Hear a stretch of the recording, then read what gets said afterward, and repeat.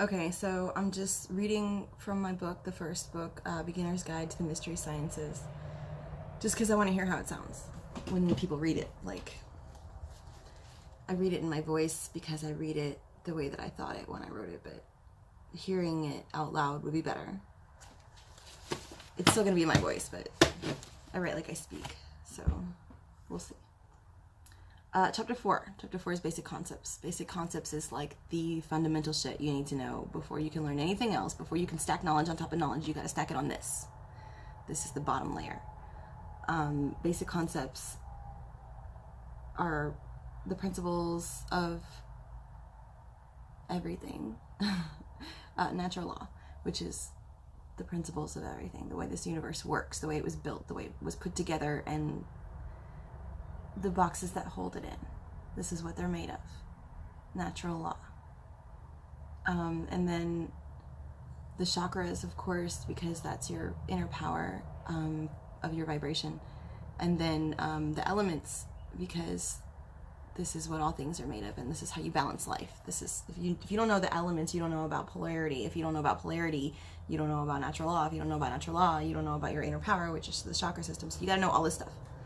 These are the most basic concepts.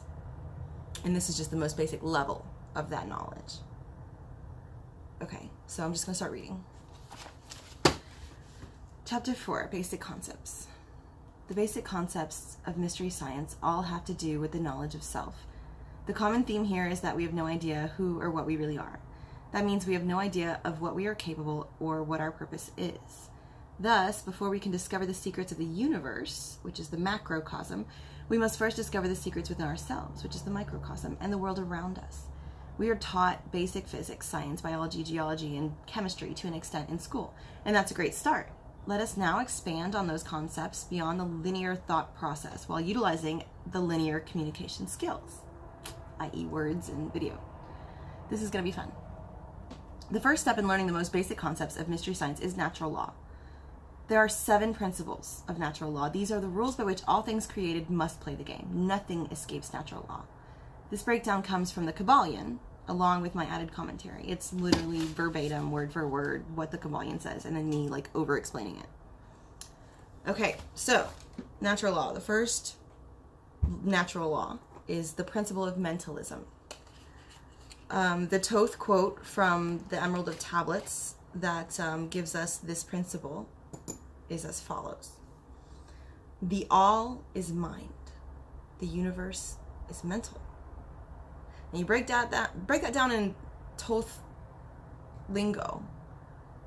The all. That's what we're talking about. That's the noun. That's the subject of the sentence. The all. Okay, let's define the all. Everything. Legitimately everything. Energy itself. Energy itself, according to this universe and dimension. Universe of dimensions. Multiverse-ish. The all is mental. Like a computer. It carries all of its energy electromagnetically. These are the polarizations of our universe. Electricity and magnetics. Like, that's it. That's the secret. That's everything you need to create or destroy or everything. All you need. Electric and magnetic energy. That's what everything is. It is both sustaining and balancing each other simply by opposition, simply by existence in opposition, because one could not exist without the opposing existence. So you get one, you get two. Okay, the principle of mentalism. This principle embodies the truth that the all is mind. Everything in the universe is mental. Everything is spirit. Matter is just densified spirit. Spirit is just refined matter. All is just energy, and energy is mental. Everything in the universe is and always was created by thought. There's nothing that exists in the material universe where this is not the case. All things in the physical realm had their start on the mental plane. The mental plane is where thoughts are things, solid by our conception of the word. There's no idea, invention, or intention that ever made its physicality without first having started or passed through the mental plane. What this teaches us is 2 very important things. 1, how our reality works. and 2, how to work our reality. You are a spirit. The body is earthen clothing wrapped around your spirit in order to give you interaction with earth in all its forms. This is for the purpose of experience and growth of the spirit. All things, people, thoughts, dreams, animals, etc., are also spirit, encased in whatever matter fits their purpose. And all spirit is energy, and all energy is connected through thought. It's mental.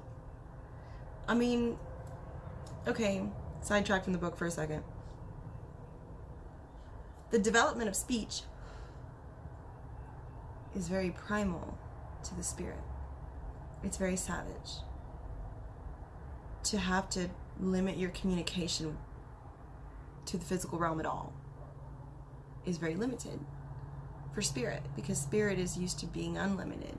But in this casing, in this body that we grow, we're limited. We're super limited. And that's our humility process, which is good. It's the first process to anything.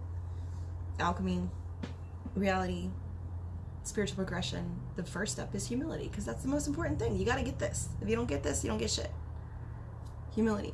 To have to develop spoken language, to only communicate with those within earshot, to only utilize the physical senses for communication. That's not something the spirit is used to. It's very limiting. So the spirit is used to mental communication, telepathic, if you will, but more of a sensual, more of a clairvoyant, clairaudient, clairsensory expression. It is intention that is the communication catalyst for spirit. It's your energy, which is expressed in your intention, and you radiate this intention no matter what words come out of your mouth, no matter what your body looks like or does or reacts. Your intention is your energy, and your energy is powerful if you focus it correctly. If it's not focused, it's chaotic, and it's very not powerful. It's chaotic, and just keep all that over there. It's drama. But the universe is mental. So are you. You're built that way because you're part of it, and you need to connect with it. You are connected with it. You never disconnected. It's a wireless connection now, but it's still a connection. But the wireless connection is mental. So it's not going to be words that you communicate to the universe with. It's going to be intention. Words are just how we communicate with each other, because we're on that savage level of learning. Anyway, okay, so you are connected to the Creator and the whole of creation by this principle. The Emerald Tablets say it like this: all consciousness is fused with the cosmic, one with the order and law of the all. Order is structure, and law is boundaries, and the all is everything. So of course it would include borders. Knowledge is power. All it takes to find your connection is to know that it is there already. Focus your thought, be confident in your will, and you will find whatever it is that you seek. We create our own reality through that which we invest our focused energy into every day. Not immediately, but constantly. If you spend half of your day focused on drama, your life will be filled with it. If you focus your energy looking for dirt, everything will look dirty. If you focus your energy on positive, inspiring things, your life will be a reflection of that positive inspiration. Your attitude and interests decide what your day will be like. Things don't happen to you, they happen because of you. If you look for light, you will find it everywhere. And if you look for light long enough, it will look for you back.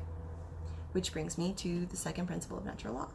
The second principle of natural law is the principle of correspondence.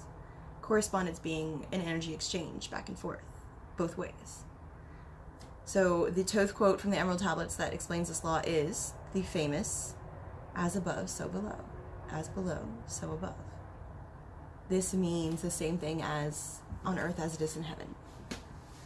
It is a principle that really defines our existence on multiple dimensions simultaneously. This principle embodies the truth that there is always a correspondence between the various planes of our reality. The spiritual realms are ever connected to the lower realms and vice versa. You can see this working in your dream state without knowledge of it, but with knowledge of it, you can not only see it working, but also use it to guide your reality as well as your dreams. There are 7 planes of existence in our reality.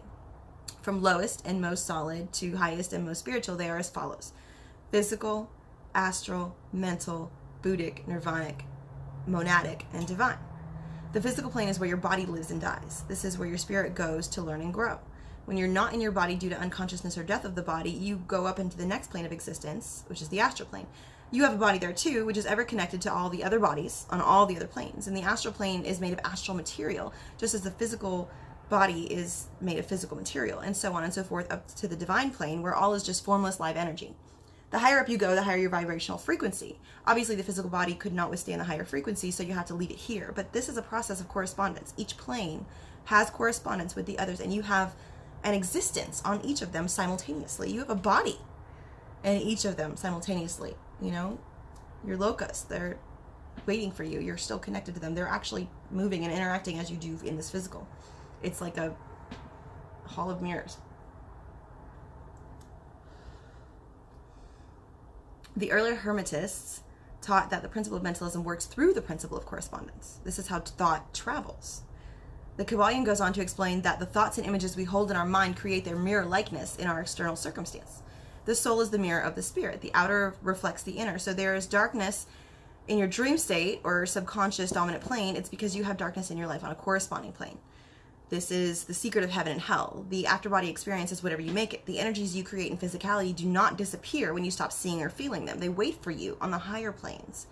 If you express cruelty in physical life, cruelty awaits you in the afterlife. Correspondence knows no time or space limitations.